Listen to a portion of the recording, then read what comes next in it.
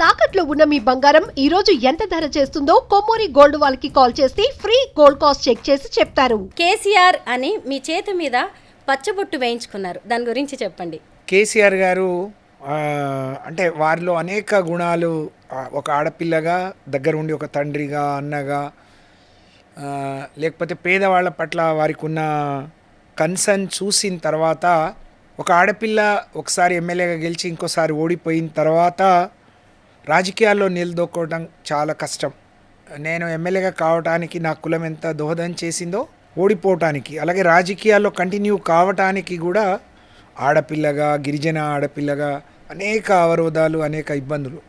ఆ క్రమంలో నన్ను గుర్తించి అనేక మంది అర్హులు ఉన్న నన్ను పిలిచి ఎమ్మెల్సీ చేసి పార్టీలో చాలా ప్రముఖమైన అవకాశాలు ఇచ్చారు.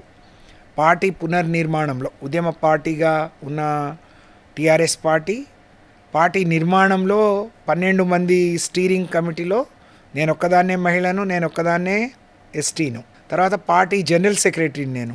అలాగే మొదటి క్యాబినెట్లో ఎస్టీను, మహిళను, నేనే మొదటి మంత్రిని, మహిళా మంత్రిని. ఇవన్నీ ఇంత ప్రత్యేకమైన గుర్తింపు, గౌరవం తెలంగాణ చరిత్రలో నాకంటూ ఒక పేజీ ఇచ్చిన కేసీఆర్ గారి పట్ల కృతజ్ఞతతో, జనరల్గా తల్లిదండ్రులు నమ్మే దేవుళ్లను ఇది చేస్తారు, నాకు అన్నీ వారే కాబట్టి వారి పేరుని పచ్చబొట్టుగా పొడిపించుకున్నాను. నొప్పిలేస్తుంది కదా, చాలా సూదులతో పచ్చబొట్టు పొడిపించుకున్నాను. ఇది పచ్చబొట్టు. అలాగే కేసీఆర్కి సంబంధించి ఇంకొక ఇంట్రెస్టింగ్ విషయం కూడా మీ జీవితంలో ఉంది. 4 ఏళ్లుగా మీరు కనీసం చెప్పులు కూడా వేసుకోవట్లేదు. ఆయన్ని 3వ సారి ముఖ్యమంత్రిగా చూడాలని శపథం కూడా చేశారు. ఎందుకు ఇలాంటి నిర్ణయం తీసుకున్నారు? నేను చెప్పులు మానేసిన రోజు సెప్టెంబర్ 17 తెలంగాణ సమైక్య దినోత్సవం రోజు మన ఎన్టీఆర్ గార్డెన్లో ఒక గిరిజనులతో 1,00,000 మందితో ఒక బహిరంగ సభ అయింది. ఆ రోజు బంజారా హిల్స్ నడిబొడ్డున ఉన్న బంజారా భవన్ అంటే సేవాలాల్ బంజారా భవన్, కొమరం భీం ఆదివాసీ భవన్ 2 ఇనాగ్రేషన్ అయినాయి 50 కోట్లతో కట్టి. అవి మా జాతికి అంకితం ఇస్తూ కేసీఆర్ గారు ఆ సభలో చాలా రోజులుగా మా గిరిజనుల రిజర్వేషన్ 6% ఉండే, దాన్ని 10% పెంచారు. అంటే సత్యవతి రాథోడ్ ఒక జాతి బిడ్డగా, ఒక లంబాడి బిడ్డగా, మహిళగా, అంటే మాకు చదువుకునే అవకాశాలు రాలేదు. మీరు ఇందాక అన్నట్టు నేను 7th చదువుకొని పెళ్ళెందుకు చేసుకున్నానంటే దగ్గర పట్ల ఎక్కడా చదువుకునే ఆడపిల్లలు పోయి చదువుకునే సౌకర్యాలు లేకుండే.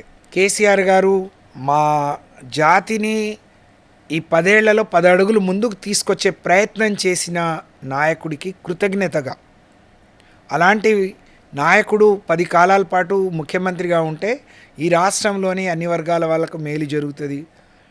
అందులో పేదరికంలో ఉండే గిరిజన ఆదివాసీ బిడ్డలకు ఇంకెంత మేలు జరుగుతుంది. కాబట్టి అది కావాలని భగవంతుడిని మొక్కుకొని నేను ఆ రోజు నుంచి చెప్పులు మానేశాను.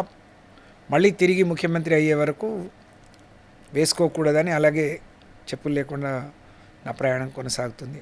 చెప్పులు లేకుండా 4 ఏళ్లుగా తిరగడం అంటే చిన్న విషయం కాదు. ఎప్పుడైనా అనిపించిందా కాళ్ళకు బొబ్బలు రావడం లాంటి సంఘటనలు? చాలాసార్లు బొబ్బలు వచ్చినాయి, పుండ్లు అయినాయి. లక్కీగా షుగర్ లేదు, నేను డయాబెటిక్ కాదు. ఇంట్లో నా కొడుకు డాక్టర్. నేను ఈ నిర్ణయం తీసుకున్నప్పుడు ఆయన బాధపడ్డాడు, ఈ వయస్సు, నేను కొంచెం లావుగా ఉంటాను కాబట్టి ఇవన్నీ నీకు ఇబ్బంది పెడతాయని. కానీ అంటే నా దృఢ సంకల్పం ముందు అవన్నీ నాకు చాలా చిన్నగా అనిపించాయి, మానిపోయినాయి. So happy. మరి మీ శపథం నెరవేరే రోజు దగ్గరలోనే ఉందనుకుంటున్నారా? ఆ నమ్మకం ఉందా మీకు? 100% ఉంది. ప్రజలందరూ మళ్ళీ కేసీఆర్ రావాలి, కాంగ్రెస్ పోవాలి. ఆ రోజు ఏదో ఆశపడ్డాము, లేకపోతే ఇవాళ గోసపడుతున్నాము, ఈ గోస పోవాలి, కేసీఆర్ రావాలి అని చెప్పి కోటి కళ్ళతో ఎదురు చూస్తున్నారు. కాబట్టి ఆ రోజు త్వరలో రానుంది, నా దీక్ష కూడా ఫలించనుంది. 2019లో కేసీఆర్ గారు మిమ్మల్ని ఎమ్మెల్సీ చేశారు. అక్కడితో ఆయన మిమ్మల్ని వదిలేయలేదు. అలాగే గిరిజనాభివృద్ధి, మహిళా శిశు సంక్షేమ శాఖ మంత్రిని కూడా చేశారు. ఎక్కడో గిరిజన కుటుంబంలో పుట్టిన మీరు సర్పంచ్ నుంచి అసలు మంత్రి అవ్వడం ఊహించారా ఎప్పుడైనా? ఊహించలేదు, అసలు అడగలేదు కేసీఆర్ గారిని. అంటే జనరల్గా రాజకీయాల్లో వచ్చిన వాళ్ళు ఎమ్మెల్యేలు అయితే ఒకసారి మంత్రి కావాలని కోరుకుంటారు. నేను ఒకసారి ఎమ్మెల్యే అని 2సారి ఓడిపోయాను. సో నాకు ఆ ఛాన్స్ లేకుండింది. కానీ కేసీఆర్ గారు నాకు రాష్ట్ర స్థాయిలో ప్రత్యేకమైన గౌరవం, గుర్తింపు, పార్టీ పదవులు ఇచ్చిన క్రమంలో నన్ను ఎంపీగా పోటీ చేయమన్నారు. అయితే నాకు భాష రాదు, లేదా అప్పుడే పిల్లల పెళ్ళిళ్ళు అయినాయి, సార్ నాకు ఈ ఎంపీగా వద్దు అని అంటే నాకు ఎమ్మెల్సీ ఇచ్చారు. మాళత్ కవిత గారికి టికెట్ ఇచ్చినప్పుడు నన్ను ఆ పార్లమెంట్ ఇన్ఛార్జ్ ఇచ్చారు. తర్వాత జిల్లా పరిషత్ ఆ ఎన్నికలు అయిపోయినాయి, కొత్తగూడెం జిల్లా పరిషత్ ఇన్ఛార్జ్ ఇచ్చారు. వారు ఏం చెప్తే తల వంచుకొని పని చేయటమే, నాకు వేరే ఎందుకు ఎక్కడ ఏంటి అనేది అసలు ఎప్పుడు లేదు. పిలిచి మంత్రి పదవి ఇచ్చే రోజు కూడా అసలు నాకు తెలియదు, ఆ ముందు రోజు కూడా నాకు తెలియదు. కేటీఆర్ గారు నాకు ఫోన్ చేసి చెప్పారు, అక్క ఇట్లా మిమ్మల్ని క్యాబినెట్లోకి తీసుకుంటున్నారు, సార్ మాట్లాడతారని.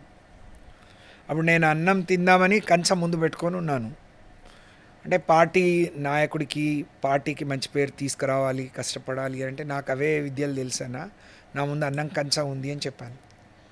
అంటే అంత పెద్ద ఇది వద్దు, నీలో ఆ క్వాలిటీస్ ఉన్నాయని చూసే ఆయన ఇచ్చి ఉంటారు అని చెప్పారు. మీరు చేసిన మహిళా శిశు సంక్షేమ శాఖ మంత్రి పదవిని ఇప్పుడు ములుగు ఎమ్మెల్యే అయిన సీతక్క గారు అదే పదవిని నిర్వర్తిస్తూ ఉన్నారు. మీలాగే ఆవిడ కూడా ఒక గిరిజన బిడ్డ, ఒక గిరిజన తెగ నుంచి వచ్చేసి ఇలా మహిళా మంత్రులుగా రాణిస్తుంటే ఏమనిపిస్తూ ఉంటుంది మీకు? చాలా సంతోషం. తను కూడా కష్టపడి ఆదివాసీ కుటుంబంలో పుట్టి ఉద్యమానికి పోయి, ఉద్యమం నుంచి వచ్చి తెలుగుదేశంలో ఒకసారి ఓడిపోయి ఒకసారి గెలిచి తర్వాత కాంగ్రెస్ పార్టీలో పోయి ఇవాళ మహిళా తను పంచాయతీరాజ్ చూస్తుంది, మహిళా శిశు సంక్షేమ. అయితే నేను లక్కీ అంటాను, ఎందుకంటే నాకు చాలా చేసే అవకాశం వచ్చింది. కేసీఆర్ గారు తెలంగాణ వచ్చే ముందు అన్ని అంగన్వాడీలకు ఆరోగ్యలక్ష్మి పథకం లేకుండే. ఆరోగ్యలక్ష్మి అంటే ఒక గర్భిణికి బాలింతకు ఒక పూట కడుపు నిండా అన్నం పెడతారు, ఒక ఆకుకూర పప్పు, ఒక కోడిగుడ్డు, 200 ml ఒక గ్లాస్ పాలు ఇస్తారు. అది ఎప్పుడు లేదు. అది కేసీఆర్ వచ్చిన తర్వాత అన్నీ అది ఇచ్చారు. అలాగే తెలంగాణ రాకముందు 4200 జీతం ఉండేది. అంగన్వాడీ టీచర్లను వర్కర్లుగా చెప్పుకునేవాళ్ళు. కేసీఆర్ గారు వాళ్ళ జీతాలను 3 సార్లు పెంచారు.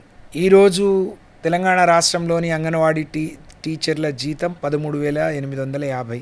అలాగే చాలామంది కాంట్రాక్ట్ అవుట్సోర్సింగ్లో ఉండే వాళ్ళని రెగ్యులరైజ్ చేశారు, ప్రమోషన్స్ ఇచ్చారు, చాలా వాళ్ళను. అయితే ఇప్పుడు వాళ్ళు అనేక హామీలు ఇచ్చారు. ఈ జీతాన్ని కనీస వేతనం కింద మారుస్తాం, 18,500 ఇస్తామన్నారు, చేయలేదు. లేకపోతే కొత్తగా ఇన్నోవేటివ్గా మేమున్నప్పుడు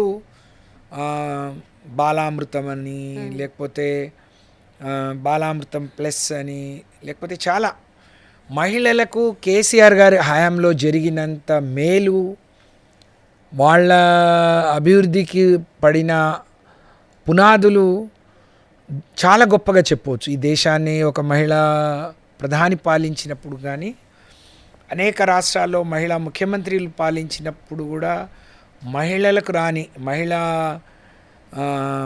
నాయకులకు రాని ఆలోచన కేసీఆర్కి రావడం అనేది చాలా గొప్ప విషయం. ఒక తండలో పుట్టిన ఆలోచనతోనే కళ్యాణ లక్ష్మి వచ్చింది. ఎవరిచ్చే ప్రయత్నం చేశారు? పాలోళ్ళు, పక్కన వాళ్ళు, మేనమామలు కూడా 5,000 ఇవ్వాలంటే వెనక ముందు ఆడే క్రమంలో 1,116. సుమన్ టీవీలో మీ పర్సనల్ అండ్ బిజినెస్ ప్రమోషన్స్ కోసం కింది నెంబర్కి కాంటాక్ట్ చేయండి.